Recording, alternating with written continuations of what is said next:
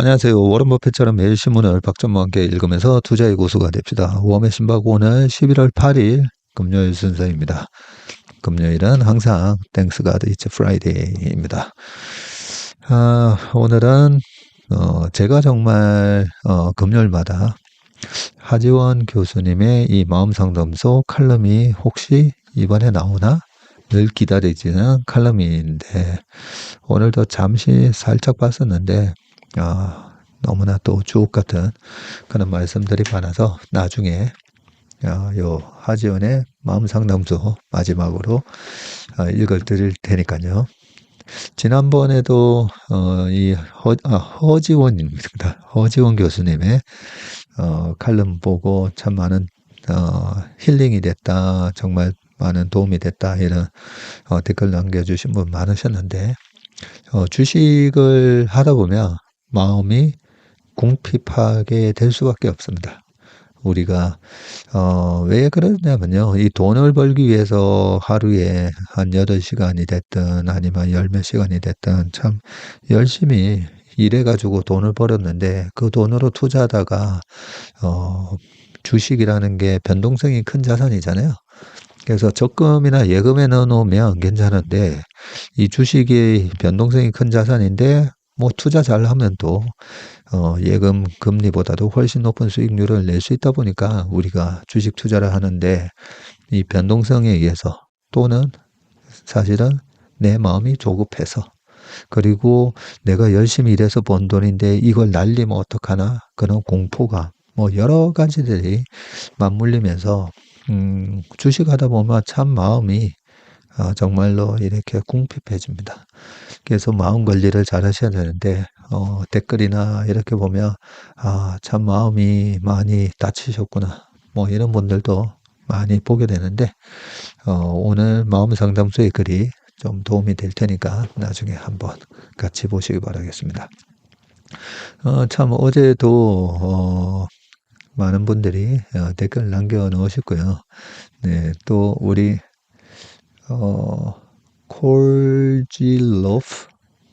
콜질로프 분이 또 대표님 요즘 국내 시장이 미국에 비해서 안 좋아서 그런지 슬슬 또 악플들이 여기저기 보이기 시작하네요 하면서 또 제 마음을 걱정을 해 주셨습니다. 감사합니다. 그 악플을 쓰시는 분들이 보면 마음이 많이 다치신 분들이에요.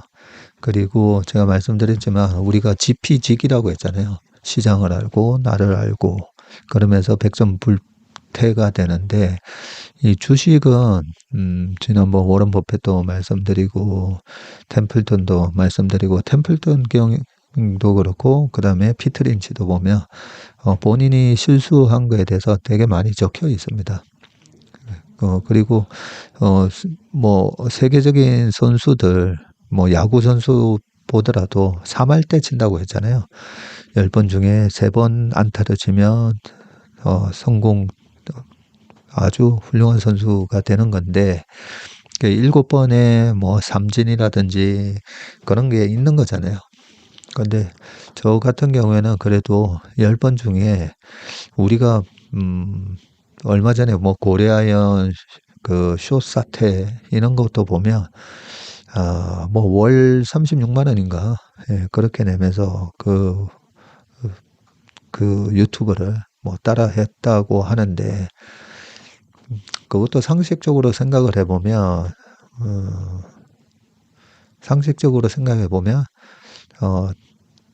그 잘못된 선택일 수밖에 없다라는 걸 알 수가 있는데 그 투자의 기본이 그거잖아요. 주식 투자도 마찬가지입니다. 10번 중에 3번, 4번 먹은 게 크게 먹으면서 내가 잘못 본 6번, 7번의 손실을 만회하면서 물가 금리 이상의 큰 수익을 내는 거거든요. 예, 그걸 우리 쪽에서는 시스템 트레이딩으로 당일 매매를 하든 아니면 장기 투자를 하든 그 원칙은 변함이 없습니다. 그런데 대부분의 그 리딩방이나 뭐 이런 데서는 한 방에 또 크게 수익 낼 수 있고 자기네들이 정말 100% 수익률로 잘 내는 것처럼. 그래서 그 고려아연을 추천하셨던 그분도 사과문을 올려놓은 거 보면 본인 인생에 이런 적은 처음이다라고 적어 놓으셨던데 과연 처음이었을까? 그런 분들이 대체적으로 보면 계속 승률이 높은 것처럼 보이지만 결국은 한 번에 왕창 이르면서 결국은 누적된 수익이 없는 거거든요. 저는 제가 파생을 했기 때문에 제 주변에 파생으로 그렇게 한 방에 크게 손실이 나면서 사라진 분들이 너무 많습니다. 저한테 옵션을 가르쳐 줬던 분도 압구정에서 그때 당시에 2004년, 3년, 4년 요때쯤 뵀던 것 같은데 아닌가요? 9.16 테러 지나고 봤었으니까 한 2002년쯤 되는 것 같네요. 그분도 그때 당시에 1,000억 하고 있었거든요. 한 번에 2004년도에 한 번에 다 날리셨어요. 한 번에 다 날려주셨고 그 외에도 많습니다. 이 파생업계에 전설 같으셨던 분들이 그렇게 많이 날리는데 파생이 됐든 뭐가 됐든 그렇게 한 번 터지는 걸로 왕창 터지는 그런 실수가 있으면 안 되고요. 근데 대부분은 승률로 얘기를 많이 합니다. 대부분의 이 투자의 본질을 잘 모르시는 분들이 승률을 갖고 내가 10번 중에 9번은 다 잘 맞춘다. 근데 한 번에 나머지 9번 수익을 다 까먹으면 안 되잖아요. 네, 그래서 댓글 수준을 보면 이분은 아직까지 투자의 본질이라든지 이런 거는 모르시는 부분이구나 뭐 이런 생각도 들면서도 마음이 많이 이렇게 주식 투자에 오셔가지고 마음이 많이 다치셨구나 뭐 이런 생각도 많이 들고요. 그래서 금요일마다 이 마음 관련한 부분을 말씀을 드리니까 그 부분이 좀 이 힘든 주식 투자하시는데 내 마음 관리를 하는데 많은 도움이 됐으면 좋겠습니다. 예, 그래서 점쟁이도 아닌데 진짜로 말들이라고 뭐 이렇게 해서 화가 납니다 하는데 저를 위해서 이렇게 말씀해 주셨는데 괜찮습니다. 그리고 지혜 그런 거 있잖아요. 너 자신을 알라. Knowing yourself is 너 자신을 아는 게 the start of wisdom인가? 지혜의 시작이다라는 것처럼 그래서 너 박정모 예전에 너 최근에 뭐 이런 거 틀렸잖아라고 이렇게 지적해 주시는 것도 내가 이런 부분을 틀렸었구나 라고 생각을 하고 이거는 아닌데 그렇게 생각할 때도 있고 그러니까 그런 부분도 그래도 저한테는 도움이 되는 부분입니다. 왜냐하면 저도 보통 우리가 나이가 들면 뭐 내가 맞은 것만 막 얘기를 많이 하시잖아요. 상사분들이. 그래서 우리 직원들은 그런 얘기를 못 할 수가 있는데 이렇게 박전무 니 이렇게 얘기했는데 너 틀렸잖아. 뭐 이런 얘기도 내가 그랬었나? 그렇게 저를 또 되돌아보기도 하는 효과가 있기 때문에 괜찮습니다.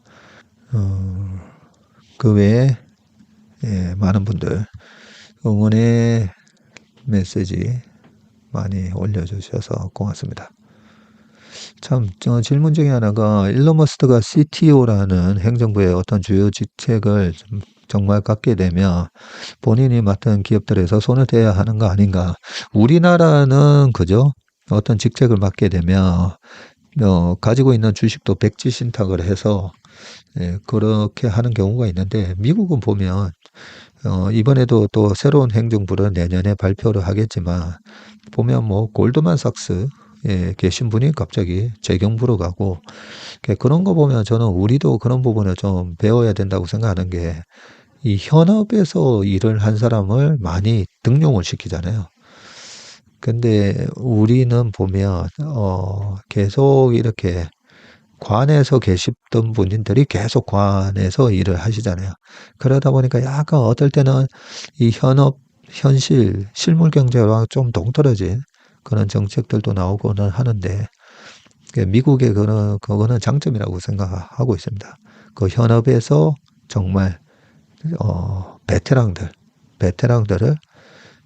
그런 행정부에 등용을 시키는 거. 예, 저는 좋다고 보고요. 미국은 그 등용을 시켰을 때 그 이해상충에 대한 부분이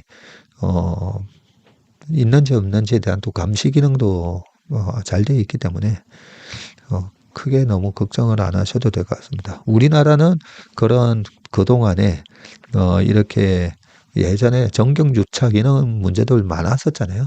옛날에. 그러다 보니까 지나친 견제가 되도록 되어 있긴 한데, 미국은 예전에 트럼프가 자기 사위한테도 뭐 맡기지 않았었습니까? 그죠?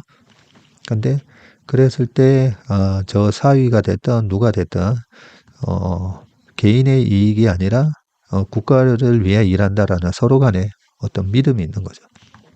그리고 그 믿음을 깨게 되면, 가차없이 또 응징을 하고, 그러면 기사 바로 읽어보도록 하겠습니다. 또 이거 서론이 좀 길어졌네요.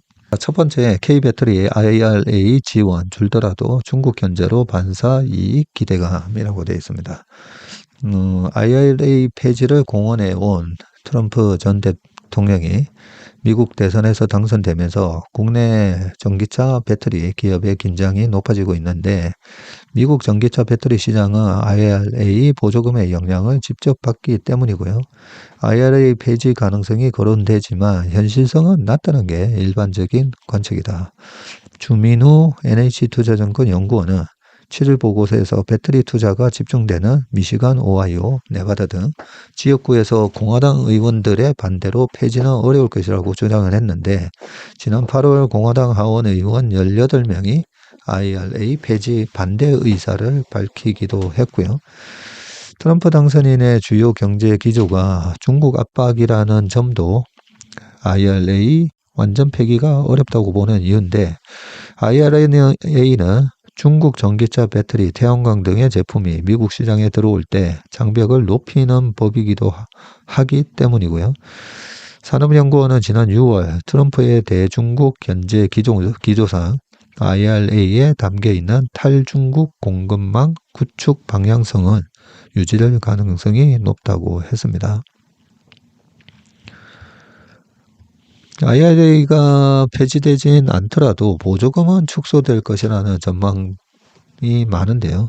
그럴 경우에 국내 배터리 업체의 타격은 있을 것으로 보이는데, IRA에 따른 AMPC 생산세 공제를 올 3분기에만 LG엔솔은 4,660억 원, SK온은 608억 원을 받았고, SDI도 내년 본격적으로 AMPC를 받을 예정인데, 다만 김동명 LG에너지솔루션 대표는 AMPC는 큰 변동이 없을 것으로 보고, 소비자한테 가는 텍스 크레딧은 변동이 있을 것 같다고 전망을 했네요.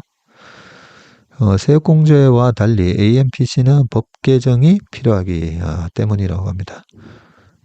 그렇군요. IRA 보조금이 줄더라도 국내 전기차 생산 기업의 타격은 크지 않을 것으로 보이는데, 현대차그룹 전기차 중 IRA 보조금을 받는 차량은 현재 없기 때문이네요. 아직까지는. 네, 이번에 조지아 공장에서 그게 완공이 돼서 팔게 되면 보조금을 그때부터 받나 봅니다. 그죠? 자, 다만 트럼프 시대에 전기차 전환은 속도 조절을 할 가능성이 있어서 현대차 그룹은 미국 조지아주 신공장 일부 라인에서 전기차 대신, 여기 나오네요. 하이브리드 차량을 생산하는 방안을 적극 검토 중이다. 검토 중인 게 아니라 이미 결정 나서 하이브리드를 일부 생산할 수 있도록 저걸 수정을 한 걸로 알고 있습니다. 2023년 ESS용 리튬이온 배터리 출하 실적이 나오네요. 야, 이게 2023년인데 1등이 CATL이고 그죠? 40% 점유율입니다. 그 다음에 2등이 BID, 3등이 EVE, 4등이 랩트, 알리, PT 뭐 이렇게 쭉 돼 있고 6등이 SDI, 7등이 LG 에너지 솔루션. 이거는 ESS용 배터리 출하 실적입니다. 트럼프 당선인의 대중국 견제 등 통상 정책이 한국 기업에는 오히려 유리할 수도 있는데 대경제정책연구에 따르면 미국의 대중국 관세 인상 이후 배터리 분야에서는 유의미하게 한국의 대미 수출이 증가했고요. 국내 배터리 업계에서는 중국 업체들의 미국 에너지 저장 장치 시장 점유율이 떨어질 것이라는 기대가 있다. 최재희 대경제정책연구원은 트럼프 당선인의 기조는 중국과 디커플링이기 때문에 중국 ESS가 미국 시장에서 차단되면 그 시장은 한국 배터리사에 밭이 될 가능성이 높다라고 하셨습니다. 그러게요. 그래서 이번에 트럼프가 당선이 됐다고 해서 공약대로 뭐 이것저것 칩스법, IRA 다 내가 되면 다 없애겠다라고 하는 부분이 실제로 현실적으로 그렇게 되기가 좀 어려운 부분들이 많거든요. 많은 반면에 그 대신 이렇게 중국 ESS가 미국 시장으로 못 들어오게 한다면 말 그대로 다른 데 할 데가 없습니다. 할 수 있는 곳이 없습니다. 네. 우리나라 배터리 회사에 밭이 될 가능성이 높다라고 보시면 됩니다. 자, 그 다음 기사 보도록 하겠습니다. 트럼프 경제 공약이 미국인의 통한 이유. 네. 이번에 왜 트럼프가 압승을 했을까? 이 부분에 대해서도 우리가 이번 대선 결과, 대선 전에 뭐 이래저래 예측하는 것보다도 결과가 나오고 나서 왜 그랬을까에 대한 부분을 우리가 명확하게 공부를 해 놓아야 다음 대선 때도 써먹을 수 있잖아요. 결과가 나오기 전까지 미국 대선은 해리스에게 유리한 듯 보였습니다. 해리스가 미세하게 우위이거나 박빙의 승부를 예상하는 여론조사 결과가 대부분이었는데 예상 밖의 트럼프가 당선이 되자 압승이라는 해석도 나옵니다. 행정부와 상원을 차지했고 하원도 이길 가능성이 큽니다. 사법부는 트럼프 1기 때 보수 우위 구도를 완성을 했죠. 공화당 후보로는 20년 만에 처음으로 전국 총득표도 앞서고 있고 공화당 입장에서 트럼프는 미국 사회 곳곳을 보수화하는 큰 공을 세웠습니다. 트럼프의 승리는 바이든 행정부에 대한 심판으로 볼 수가 있는데 바이든에게 우호적인 CNN 출구 조사에 따르면 유권자의 74%는 고물가로 생활해 어려움을 겪고 있다고 답을 했습니다. 폭스뉴스 출구 조사에서 국정 운영에 불만을 가진 유권자는 70%나 됐군요. 바이든 정부가 물가를 잡지 못해 민생을 어렵게 했고 불법 이민을 못 막아 사회가 혼란해졌으며 글로벌 분쟁도 해결하지 못했다는 의견입니다. 감세 정책을 펴고 불법 이민자를 대대적으로 추방하고 해외 상품에 고율 관세를 부과해 미국의 일자리를 만들겠다는 트럼프의 경제 공약은 다수 유권자에게 달콤하게 들렸고요. 트럼프는 8년 전보다 더 큰 지지를 받으며 백악관으로 돌아옵니다. 그러네요. 8년 전보다 또 오히려 더 큰 득표율과 지지를 받는 거다. 그죠? 2016년 대통령에 어쩌다 당선됐다면 이번에는 무당파 유권자뿐만 아니라 일부 민주당원 표까지 쓸어 담으며 더 큰 권력을 갖고 부활했습니다. 트럼프 입장에서는 약속한 정책을 제대로 실시하라는 정당성을 인정받은 것으로 느낄 것이라는 해석이 설득력이 있습니다. 트럼프 집권 1기보다 2기가 한국 같은 대미 교역국에는 더 힘들 수 있다는 관측이 나오는 이유입니다. 네. 그래서 이번에 왜 이렇게 압승을 했을까에 대한 이유가 나오잖아요. 여기서 보면 바이든 정부가 물가를 잡지 못해 민생을 해결했고 불법 이민을 못 막아 사회가 혼란해졌으며 글로벌 분쟁을 해결하지 못했다. 근데 여기서 가중치를 둔다면 물가를 잡지 못해 민생을 어렵게 했다. 이게 거의 90% 아닐까요? 그죠? 우리 웜의 신박을 들으시는 또 해외 특파원분들 많이 계시니까 아마 되게 공감을 하실 겁니다. 오늘 모닝브리프에서도 조지아에 주에 계시는 분이 우리 한인분들 만나서도 이 고물가 때문에 굉장히 생활이 어려워졌다. 이런 말씀을 하셨다고 하면서 트럼프가 당선이 되겠구나라고 느끼셨다고 했는데 이 부분에 대해서 제가 말씀을 드렸지만 굉장히 잘못하긴 잘못한 거예요. 그 바이든 행정부에서 긴축을 코로나라는 상황을 극복하기 위해서 그때 뭐 트럼프 4년 차였었잖아요. 그죠? 그때 제롬 파월이 제로 금리를 낮추고 그리고 21년 되면서부터 주가도 많이 올라오고 제로 금리 상황이면 이거 집값, 주가, 뭐 물가가 뭐 안 올라갈 수가 없는 걸 뻔히 알면서도 제롬 파월도 금리 인상을 하는 게 한 2박자, 3박자 늦었었잖아요. 근데 뒤늦게 물가를 잡겠다고 페드가 액션을 취할 때도 계속 바이든 정부에서는 선심성 정책으로 그동안에 그 학생들이 대학을 다니면서 스튜던트 론을 받아서 학교를 많이 다니거든요. 미국 대학생들은. 그런 걸 갖다가 나중에 뭐 다 탕감을 해주겠다부터 시작을 해가지고 계속 어떻게 보면 물가를 잡아야 되는데 돈을 퍼주는 정책을 21년, 22년, 23년까지 계속 했다는 것 자체가 이 물가 상승으로 인해서 민생을 어렵게 했다는 것에 대한 그 비난을 피할 수는 없습니다. 예. 그래서 이 페드의 중앙은행의 주 목적이 두 가지잖아요. 물가 안정과 완전 고용. 예, 그런 측면에서 이게 꼭 페드의 잘못이 저는 페드의 잘못이 한 65% 그리고 바이든 행정부의 잘못도 한 35% 있다라고 생각합니다. 그렇기 때문에 트럼프 행정부에서는 그걸 알 거라고요. 내가 당선이 되면 물가를 안정시킬 수 있다. 뭐 그렇게 얘기했기 때문에 물가를 안정시켜야 되는데 고관세를 부과해서 수입 물가를 올린다. 예, 요 부분도 보면 그래서 우리가 트럼프가 공약으로 막 얘기했던 것 중에 막 극단적으로 얘기했던 것들이 앞뒤가 안 맞는 부분도 있거든요. 예, 그런 부분에 대해서 좀 잘 합리적으로 우리가 해석을 해서 투자를 해야 될 것 같습니다. 그 다음 기사 보겠습니다.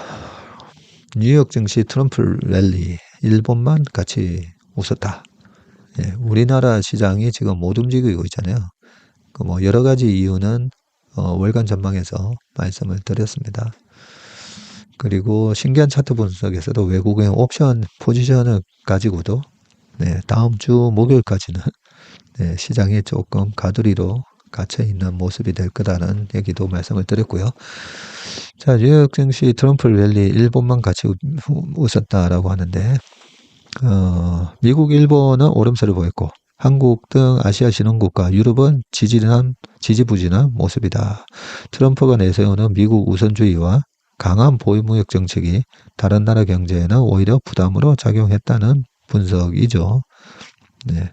미국 지수는 다 뭐 크게 올랐다. 이런 얘기고요. 빅테크는 반독점에 대한 압박이 완화될 것이라는 기대감으로 주가가 뛰었고 트럼프 당선을 도운 일론 머스크 CEO의 테슬라는 14.8% 급등을 했는데 AI 대장주 엔비디아는 4% 상승을 해서 종가 기준으로 역대 최고가를 경신하며 애플을 밀어내고 1위 탈환했습니다. 트럼프 트레이드 자산으로 꼽히는 비트코인도 신고가 나왔고요. 주가 급등세는 정치적 불확실성이 일단 해소됐기 때문인데 트럼프가 기업 규제 완화와 법인세 인하 등 감세 정책을 내세우는 점도 증시에 호재로 작용을 했습니다. 특히 공화당이 상원에 이어 하원마저 장악하는 이른바 레드 스윗 가능성이 커지면서 정책 실현 기대감을 키웠죠. 이번에 이게 컸죠. 폭등을 할 수 있었던 이유가 트럼프가 법인세도 15%까지도 낮추고 여러 가지 공약을 했는데 이 상원 하원을 또 장악하지 못하면 이 견제가 되잖아요.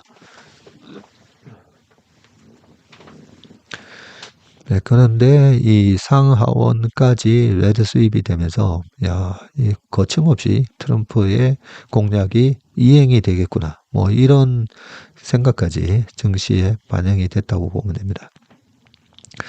글로벌 자산 운용사 인프라캡은 레드 수입이 이루어지면 내년 연말 S&P 500 지수는 지금보다 약 20% 오른 7,000선을 돌파할 수 있다고 전망을 했습니다. 트럼프 랠리를 시작한 미국 증시와 달리 글로벌 증시는 사실상 부진한 모습을 보였고요. 코스피와 중국 CSI 300 지수, 그리고 상하이 종합지수, 홍콩 항생지수는 전날 대비 하락으로 장을 마감했습니다. 트럼프 당선에 따른 강달러 현상과 고금리 부담, 대중무역 분쟁 등 우려가 반영되면서 아시아 신흥국 증시에 외국인 투자 자금이 이탈한 영향이다. 코스피는 소폭 올랐지만 코스닥은 부진했고 뭐 블라블라 돼 있고요.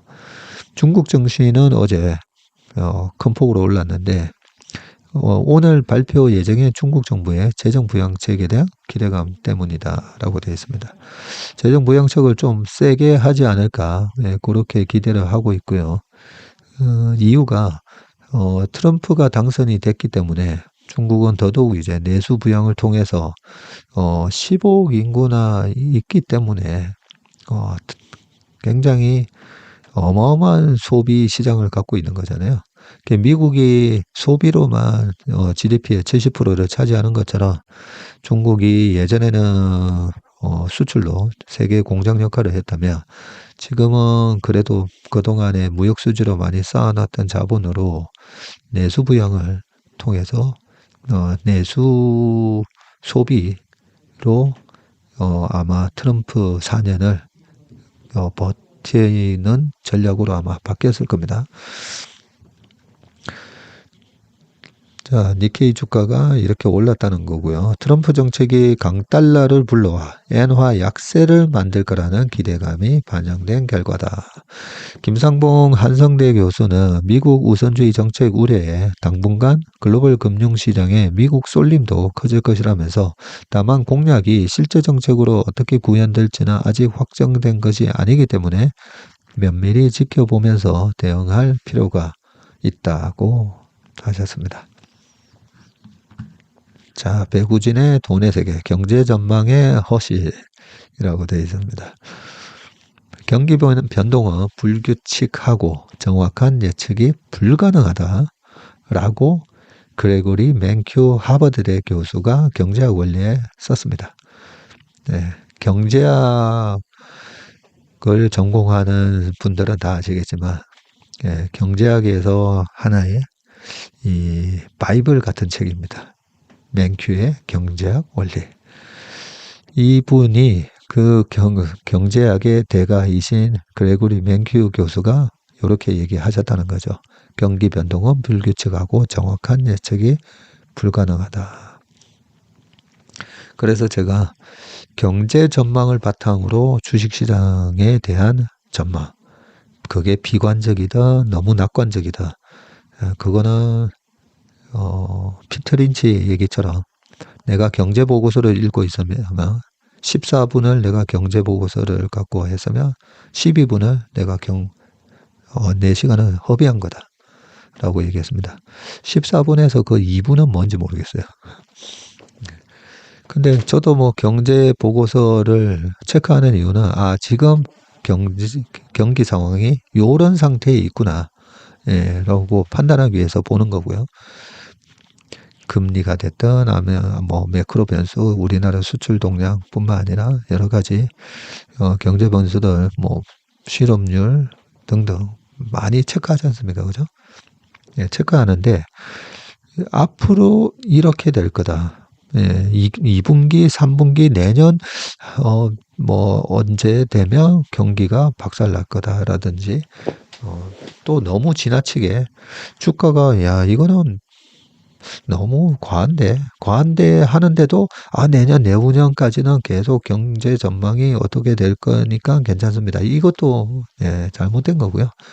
아무튼 주식을 할 때 우리의 주식 투자를 망치게 하는 저는 또 가장 큰 부분 중에 하나가 경제 전망에 따른 주식시장 전망 자료를 너무 맹신할 때라고 생각합니다. 자, 맨큐는 아직 소수파다. 경제학자 다수는 경제 예측의 꿈을 버리지 못하고 있는데 노벨 경제학상을 받았고 여러 세대의 경제학 원론을 제공한 폴 세멜슨이 무망한 꿈의 기초를 제공했다. 그는 경제학에서 경제학자가 비경제학자보다 정확도가 높다고 주장을 했는데 이어 경제 전망에서 과학의 요소가 더 커지리라는 희망을 피력을 했고요. 경제 성장률 등 지표를 맞히는 일이 왜 불가능한가? 우선 모델 밖에서 주어지는 외생 변수가 너무 많고 예상하지 못한 외생 변수가 종종 새로 끼어든다.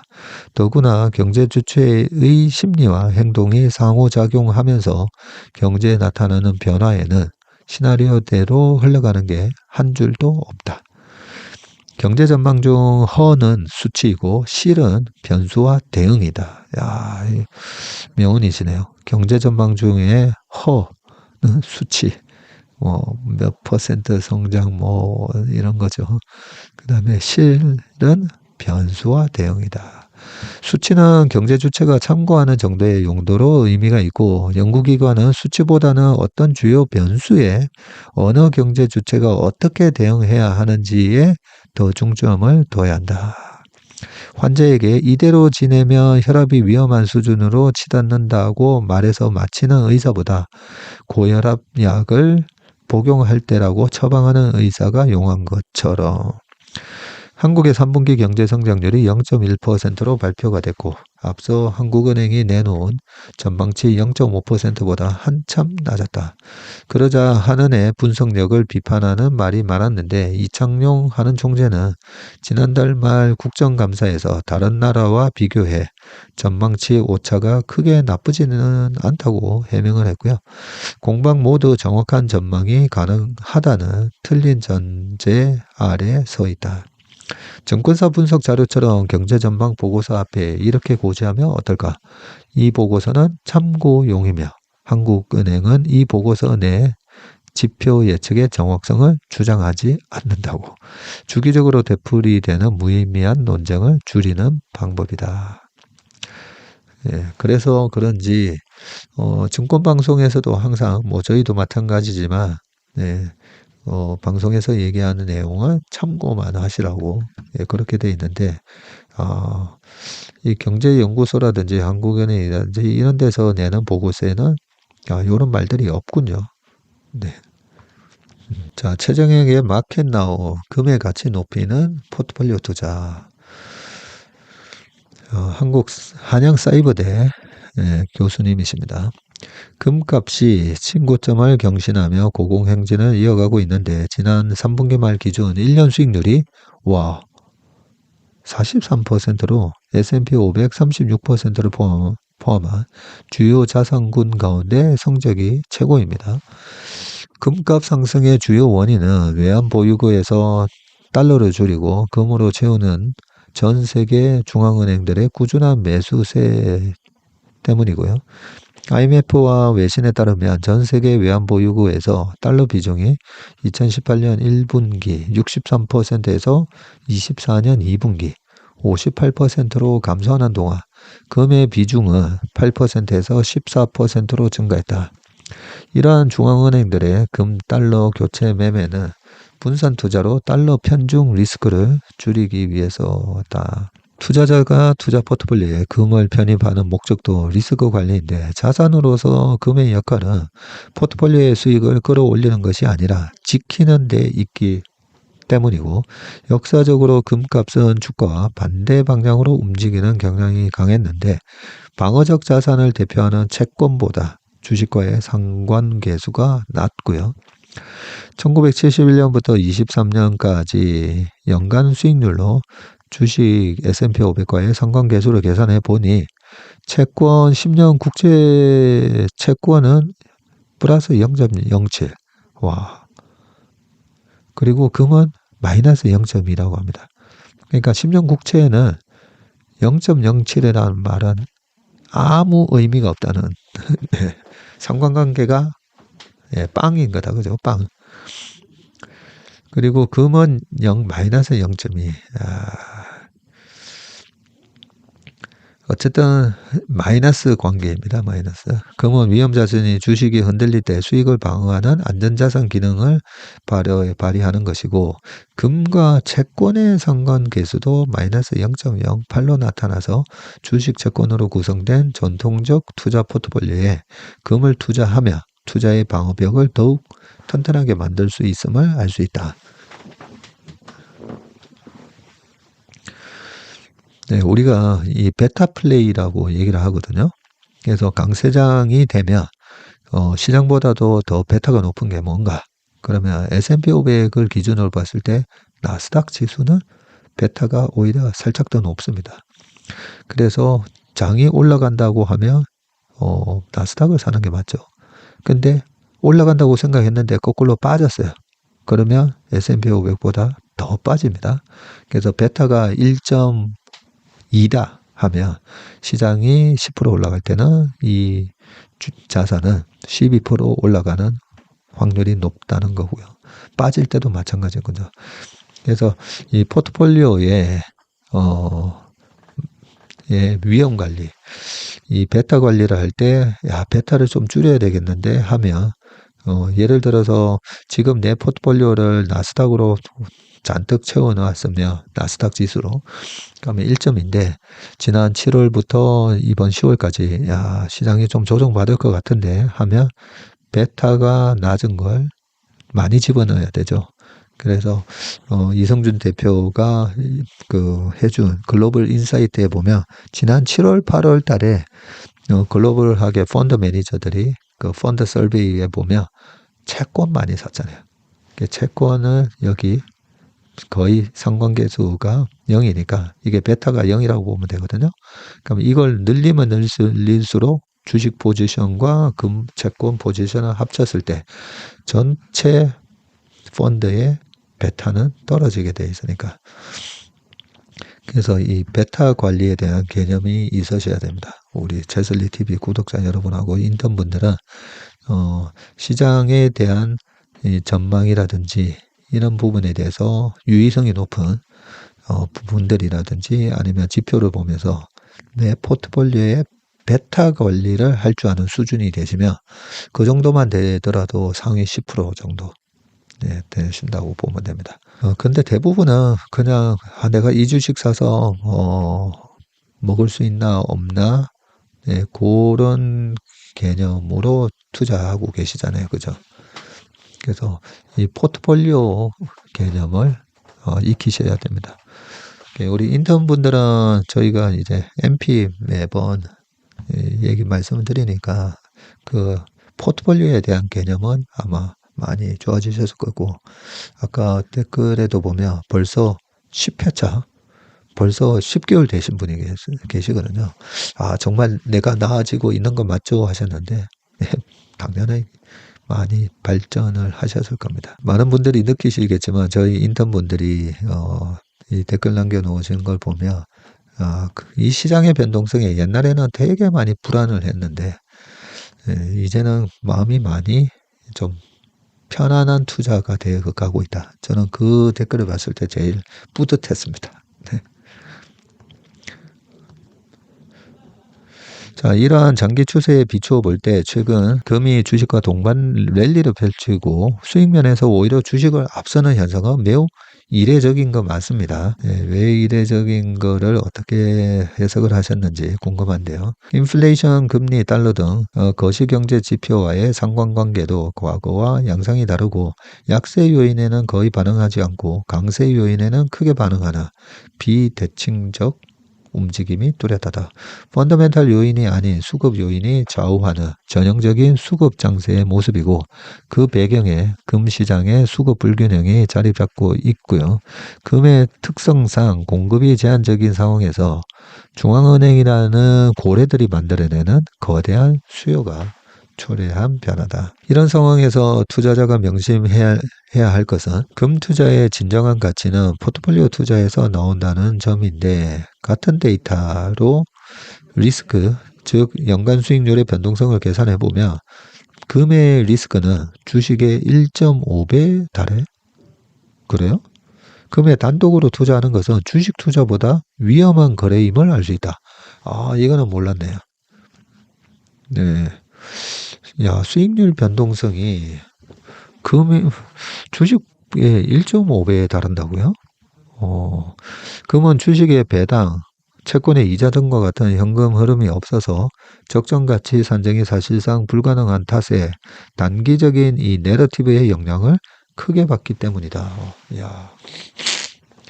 결국 최근의 금값 강세로 대표되는 상관관계 변화는 역설적이게도 금의 안전자산 가치를 훼손하는 결과를 낳고 있다. 예, 좋은 거 하나 배웠네요. 우리가 금 하면 안전자산이고, 그죠? 뭐 위기 온다고 하면 금 사야 되나? 네, 이렇게 우리가 생각하기 마련인데, 야, 금의 변동성이 오히려 주식의 1.5배에 달한다고 되어 있습니다. 그리고 금 차트를 한번 장기적으로 이래 보시면 금이 올라갈 때 추세를 갖고 쫙 올라갔다가 주식은 그 기업의 EPS 증가나 이런 거에 따라서 예측 가능한 기업들은 내년 내후년에 이렇게 수익이 이렇게 되면 주가도 어느 정도 올라가겠구나라는 예측 가능성이 좀 있긴 한데 그죠? 금은 안 올라갈 때는 도대체 이게 왜 안 올라가지? 네, 그런 것도 있고, 네, 요즘 아무튼 많이 이렇게 금의 성격이 안전자산이라는 그런 고정관념으로 갖고 있던 거와는 달리 변동성도 크고 이런 게 있군요. 참고로 저는 2000 언제였었죠?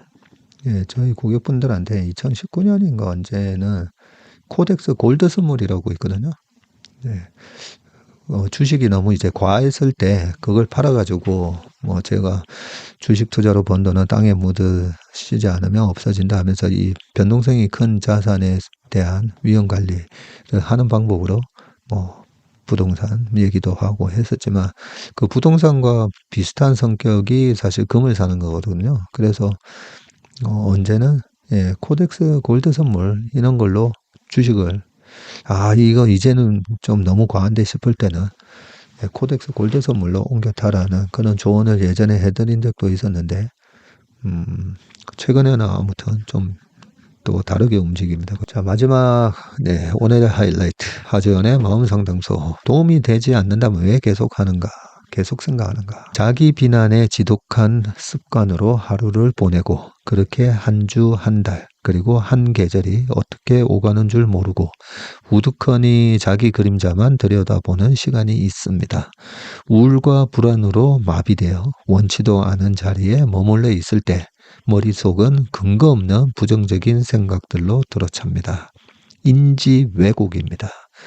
사소한 일에도 최악의 결과로 치달을 것이라 예측하는 파국화 스타일, 모두 자기 탓이라 생각하는 개인화, 하나의 부정적인 사건에도 나는 모든 일이 이런 식이라 말하는 과잉 일반화, 다른 사람의 마음을 부정적으로 지레 짐작하는 독심술.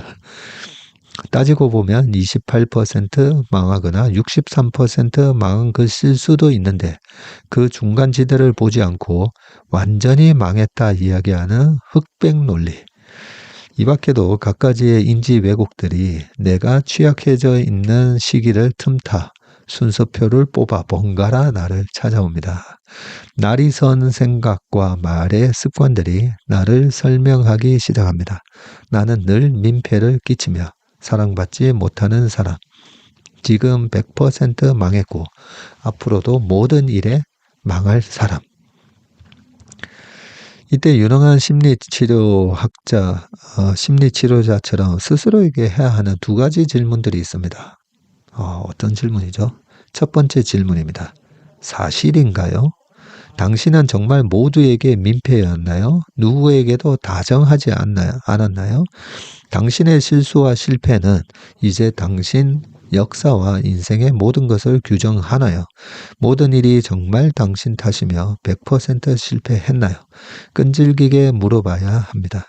그렇게 당신은 몰아치는 생각으로부터 뒤로 물러날 수 있습니다. 당신의 생각과 말을 사실인 듯 대접하지 마세요. 어떤 말들은 이제 그만 힘을 잃어도 됩니다.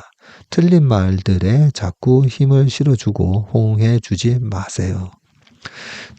더욱이 그 모든 일의 근원이 나라고 믿고 다른 사람의 마음과 나의 미래까지 멋대로 예측하려는 것은 어쩌면 자의식 과잉입니다.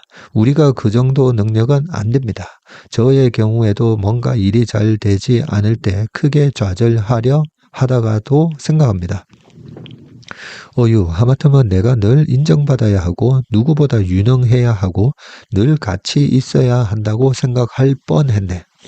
나는 그 정도의 위인이 아닙니다. 자의식의 크기를 줄이면 나의 왜곡된 생각들은 머쓱해져 제 갈 길을 떠납니다. 나 역시 다시 적당히 작아진 자의식과 적당히 작아진 우울과 불안을 측은하게 어루만지며 내 살 길을 찾아놨습니다. 그러나 때론 분명한 근거가 있어 무력감과 절망감을 경험하기도 합니다. 그런 일들이나 생각이 사실인가요? 라는 질문에 단연코 사실입니다라 답할 수밖에 없는 불행한 재난이나 불의의 사고, 질병, 어떤 결함 그 자체가 실제하는 경우입니다. 두 번째 질문이 이어져야 합니다. 그렇다면 그 생각을 계속해서 믿고 지내는 것은 어떤 도움이 되나요? 그 생각에 어떤 기능이 있나요? 실제 너무나 큰 실수나 실패로 앞으로가 막막한 낭떠러지 길, 끝이 보이지 않는 터널이라 느껴질 때 이런 생각들을 믿는 것이 내가 지금 당장 하루를 살아가는데 대체 어떤 역할을 해주나요? 아무런 도움도 되지 않습니다. 도움이 되지 않는다면 왜 그렇게 붙잡고 있나요? 나의 시야를 좁히고 새로운 시도를 어렵게 만들고 나를 위축되게 하는 생각과 기억들입니다. 이제 그 손님들은 당신의 뒤에 남겨두고 그만 앞으로 나아가세요. 냉혹하고 현실적인 평가와 예측들이 다 맞다고 쳐도 실은 내가 내 존엄성을 지키고 책임있게 내 인생을 사는 데 있어 아무짝에도 도움이 안 되는 그 손님들은 그냥 거기 있으라 하세요. 그러니 생각이 우리를 괴롭힐 때 두 가지 질문으로 도전하세요. 첫째, 사실인가? 둘째, 사실이라면 그 생각에 묶여 있는 것이 대체 어떤 도움이 되는가? 그리고 나서는 바로 기세의 문제입니다. 같은 부정적 경험을 했다고 쳐도 누군가는 대역죄로 노비가 된 듯이 살고 누군가는 폐위되었지만 언젠가는 제자리를 되찾을 왕족처럼 귀하게 삽니다. 언젠가 다시 기회가 오기를 기다리며 턱을 치켜들고 내가 바라는 자리에 어울리는 그 태도와 기세를 가지고 지낼 일입니다. 나의 환경을 정돈하고 할 수 있는 모든 노력을 다하고 엉켜있는 흐름의 큰 줄기를 바꾸고 이제 나의 시간을 기다립니다. 끝내 원하는 자리에 가지 못할 수도 있겠으나 내가 살아온 시간은 여지없이 왕족의 시간입니다. 저도 참 이 마음에 대한 공부를 많이 하고 마음에 대한 고민도 많이 합니다. 어떻게 하면 마음 관리를 잘 해야 되나. 그래서 참 이 심리학이 대학교 때 1학년 때 너무 공부를 안 해가지고요. 심리학을 D 받았었거든요. 그런데 심리에 대해서 보면 볼수록 앙드레 코르스톨라니가 투자의 99%는 심리다라고 얘기한 것처럼 실제로 투자에 있어서 이 대중들의 마음을 읽고 내 자신의 마음을 관리하지 못하면 말 그대로 99% 필패라는 생각을 합니다. 내 마음 관리. 그래서 뭐 투자에 있어서 탐욕과 욕심 그리고 공포, 뭐 탐욕과 공포 이 얘기만 하는데 실제로 보면 시기심 그리고 또 조급함 뭐 여러 가지 이 내가 마음 관리를 하지 못해서 나의 단점과 내가 뭘 잘못하고 있는지 모르는 분들도 많습니다.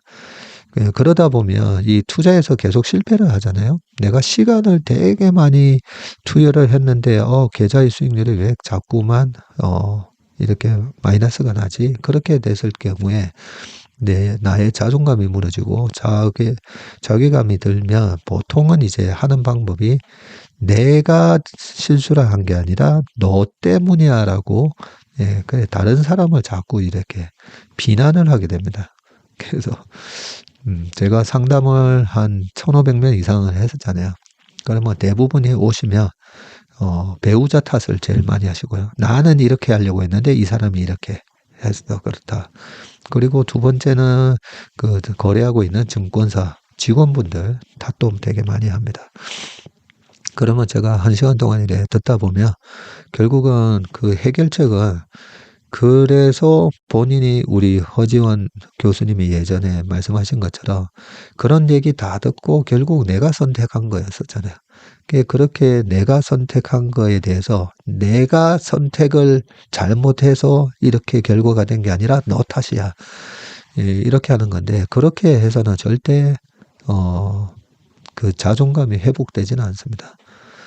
그리고 나의 투자의 방법이 회복되지 않습니다. 그 간단한 예로 우리가 골프 치러 가면 퍼팅을 잘못했을 때 캐디 탓하시는 분들 많잖아요. 그죠? 그리고 샷을 뒷땅 치거나 뭐 이랬는데 캐디 탓이나 아니면 내가 쪼르가 났는데 옆에서 떠들어서 뭐 등등 많습니다. 매너는 지켜야 되는데 저는 이제 골프 칠 때 요즘은 이제 축구 거의 축구만 하는데요. 골프 칠 때 그럽니다. 옆에서 편안하게 얘기하셔도 된다고. 그 옆에서 뭐 떠드는 게 뭐 집중력에 방해가 될 수는 있겠지만 그냥 제가 일부러 먼저 제가 드라이버 칠 때는 편안하게 얘기들 하셔도 됩니다. 이렇게 얘기하는데 아무튼 우리가 이 마음 관리를 많이 하셔야 되는데 제 사수 분에 대한 제가 얘기를 한번 한 적이 있었잖아요. 그분이 그 형님이 늘 에휴 내가 하는 일이 뭐 다 맨날 이렇지. 네, 이런 거 여기 이제 쭉 적혀 있는 것들 네, 이런 부정적인 다른 사람의 마음을 또 이렇게 지림짐작하면서 전마 저거 뭐 이렇게 뭐 또 얘기하시는 분들 또 많고 그죠. 근데 세상은 에너지로 가득 차 있다고 하잖아요. 그래서 아까 뭐 악플을 남기시는 분들 제가 좀 안타깝게 생각하는 게 그게 습관이 긍정적인 에너지로 내 자신부터 내 주변 환경을 긍정의 에너지로 바꾸셔야 됩니다. 그게 성공 투자, 성공하는 인생에 내 주변 사람들과 행복하게 지내는 우리 아침에도 보면 행복한 투자인가 이런 그 아이디는 그렇게 해놓으셨는데 계속 이래 다른 사람 지적질에다가 다른 사람 비난만 하는 그런 댓글들을 볼 수가 있거든요. 네, 세상은 아인슈타인의 얘기처럼 에너지로 가득 차 있는데 내가 행복하기 위해서는 긍정의 에너지로 내 주변 사람을 행복하게 만들고 내 투자가 행복한 투자의 여정이 되기 위해서는 긍정의 에너지로 바꿔야 되는데 그러려면 내가 말하는 것부터 내가 생각하는 것부터 이렇게 지나친 부정적인 생각에서 떨쳐버리시는 그런 계기가 만들어졌으면 좋겠습니다. 네, 오늘 웜의 신박은 여기까지 하겠습니다. 주말 행복하고 건강한 주말 되시길 바라겠습니다. 고맙습니다.